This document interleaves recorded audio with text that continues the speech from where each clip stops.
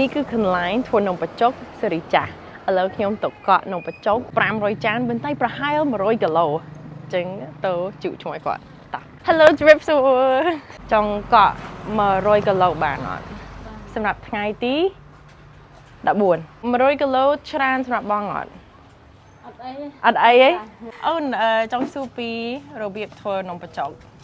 សូមបង្ហាញខ្ញុំតិចបានអត់បងឥឡូវខ្ញុំសូមបង្ហាញគ្រូពាក់ព័ន្ធជាមួយនឹងការធ្វើនំបញ្ចុកដំបូងឡើយយើងត្រូវត្រាំអង្ករសិនរយៈពេលអាច1ថ្ងៃអីចឹងណាបន្ទាប់ពីយើងត្រាំទុក1ថ្ងៃហើយយកវាមកកិននេះបងនេះម៉ាស៊ីននេះពីមុនយើងប្រើត្បាល់ណា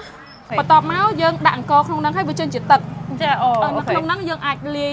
ជាមួយនឹងអំបិលបើមិនជាយើងអត់លាយជាមួយនឹងអំបិលបានន័យថាអង្ករហ្នឹងវាអាចរឹងបានទេអញ្ចឹងនៅពេលដែលវាច្រោះមកក្រោមហ្នឹងហើយយើងមានជាកធុងមួយសម្រាប់ច្រកហើយយើងមានបាវអង្ករមួយយើងច្រកចូលទៅក្នុងហ្នឹងដល់ពីប្រសិទ្ធដែលយើងកិនអង្ករហើយដាក់ចូលក្នុងក្រងហ្នឹងហើយគឺយើងយកវាមកសកត់អញ្ចឹងនៅពេលដែលវាដុំរឹងហើយគឺយើងចាប់ដើមយកវាទៅស្ងោរអូខេអញ្ចឹងបានន័យថានៅពេលដែលយើងស្ងោរនំវាហើយយើងយកវាមកដាក់ចូលក្នុងហ្នឹងដើម្បីបោកយើងមានជាម៉ាស៊ីនដល់ពេលបោកយូរទៅយើងចេញជាម្សៅបែបនេះបងហើយម្សៅហ្នឹងហើយទៅជាម្សៅវិញ This is so cool យើងបានជាម្សៅមិញហើយគឺយើងពូតវាដុំក្នុងមួយប៉ែនហ្នឹងគឺយើងអាចប្រហែលជា3-4គីឡូដែរតែពីមុនណាយើងប្រើការសកត់យើងសកត់ពីលើដោយការប្រើកម្លាំងមនុស្ស2នាក់អូខេប៉ុន្តែឥឡូវដោយសារតែបច្ចេកវិទ្យាវាទៅមុខអីយើងអាចប្រើមនុស្សច្រើនទៀតបានហើយវាខាត់ពេលវេលាអញ្ចឹង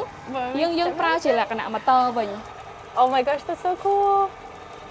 នេះយើងអង្គុយវានៅពេលដែលវាធ្លាក់មកកុំឲ្យវានំវាជាប់ Oh my gosh that's so cool That is wild ហើយរយៈពេលដែលយើងទុកនៅក្នុងឆ្នាំងនេះអាចថាកុំយូរពេកខ្លាំងពេកត្រឹមតែ1នាទីឬក៏2នាទីយ៉ាងយូរហើយយើងត្រូវលើកវាចេញមកវិញហើយព្រោះដោយសារតែនេះកាលណាតែសរសៃនំនេះគឺពេលដែលវា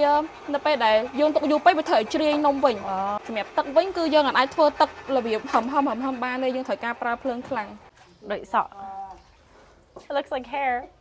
ហានំបញ្ចុកខាងខ្ញុំមិនមែនជានំបញ្ចុកម៉ាស៊ីនទេអូខេវាជានំបញ្ចុកដៃដែលយើងធ្វើពីដូនតាមកតាំងពីយូរហើយប៉ុន្តែគ្រាន់តែថាបច្ចេកវិទ្យាថ្មីយើងត្រូវការប្រើម៉ូទ័រដើម្បីជំនួសមនុស្ស2នាក់យល់ព្រោះដោយសារតែបើសិនជាយើងចាយមនុស្ស2នាក់សម្រាប់ទៅការធ្វើជីនេះដូចពីដើមគឺយើងធ្វើទៅអត់រួចទេព្រោះគ្នាយើងតិចកម្លាំងយើងតិចយល់អញ្ចឹងយើងត្រូវការប្រើម៉ូទ័រអញ្ចឹងខ្ញុំចង់បញ្ជាក់ពាក់ព័ន្ធជាមួយនឹងម៉ូទ័រនេះគឺមិនមែនជាការប្រើដែលគេធ្លាប់និយាយថានំបញ្ចុកម៉ាស៊ីនគឺមិនមែនទេវាជាប្រភេទម៉ូទ័រសង្កត់ជួយហ្នឹងហើយជួយសង្កត់ហើយគ្រប់យ៉ាងទាំងអស់គឺធ្វើដោយដៃគ្រួសារខ្ញុំធ្វើតាំងពីយាយទួតមកហើយយាយទួតចាតមកដល់យាយហើយដល់ម៉ាក់ចាអញ្ចឹងកាលណានៅពេលដែលទឹកវាអត់ពុះហ่าបងគឺនំហ្នឹងគឺវាអាចឡើងមកលើអស់ចឹងឯងគឺវានៅបាតក្រោមហើយយើងដួសមកក៏អត់អស់នំដែរអញ្ចឹងមកន័យថាបើសិនជាក្នុងករណីយើងប្រើទឹកអត់ក្តៅអត់ពុះខ្លាំងគឺនំគឺវាធ្លាក់ទៅក្រោមយើងដួសមក3គីឡូត្រូវបានត្រឹមតែ2គីឡូឬក៏1គីឡូអីទេ Really ហ្នឹងហើយបងទៅវាអាចរៀងជ្រាយទឹកអីគេទឹកសម្រាប់យើងលាងឲ្យវាទឹកនឹងត្រជាក់ឲ្យនំបញ្ចុកនឹងត្រជាក់អញ្ចឹងបានន័យថាយើងប្រើទឹក3តង់ទឹកទី1ទឹកទី2ទឹកទី3សម្រាប់ជំរះហ្នឹងហើយអូខេអញ្ចឹងយើងច្រោយវាមកដើម្បីដឹងថាអានំហ្នឹងគឺវាត្រជាក់ឬក៏នៅក្តៅអញ្ចឹងណាយើងចាក់ទឹកថែម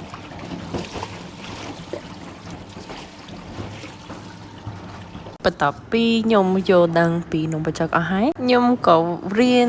ចាប់ចង្វាយម្ដងលើកទី1បងប្អូនខ្ញុំមានអារម្មណ៍ថាផលិតវាស្រួលធ្វើប៉ុន្តែក៏ពិតអត់ស្រួលទេ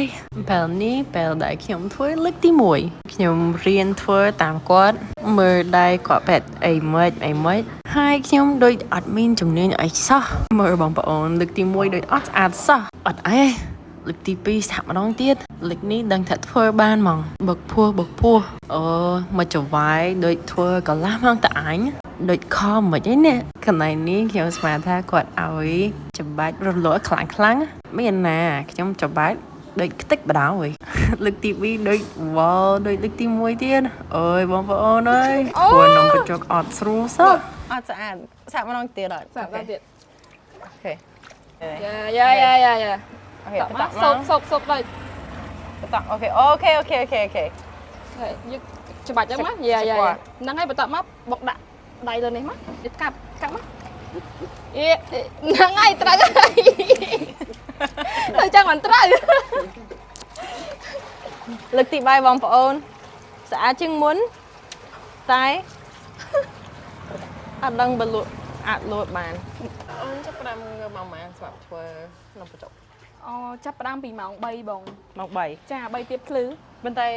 អូនងើបឬក៏ ម៉ាក់ ម៉ាក់ ខ្ញុំអត់បានជួយងើបទេងើបអត់រួចបង ងើបអត់រួចខ្ញុំងើបអត់រួចដែរនំបញ្ចុកទុកយូរបានអត់ អត់បានយូរទេបងយ៉ាងយូរ មួយថ្ងៃ 1ថ្ងៃកន្លះបងយ៉ាងយូរ មួយថ្ងៃក យ៉ាង ន្លះ យូរ1ថ្ងៃកន្លះព្រោះយកដល់មានដាក់សារធាតុអីទេបង ចា ហើយនំបញ្ចុកភាគច្រើនគឺចន្លោះពីមួយថ្ងៃទៅមួយថ្ងៃកន្លះហ្នឹងឯងពេលខ្លះបើសិនជាយើងលាងបានស្អាតល្អជ្រះល្អវាអាចឈានដល់2ថ្ងៃប៉ុន្តែ2ថ្ងៃអត់តនីទេតែបើមួយថ្ងៃគឺដឹងតែអត់ផ្អូម អរគុណច្រើនអូនសម្រាប់បង្ហាញយើងជួបគ្នាបងប្អូនទាំងអស់គ្នានៅសង្ក្រាន្តថ្ងៃទី14យើងជួបបងស្រីនំបញ្ចុកហើយខ្ញុំផងដែរជាមួយនឹង100គីឡូនំបញ្ចុកហើយ500ចានអូខេ បាយបាយ បាយបាយ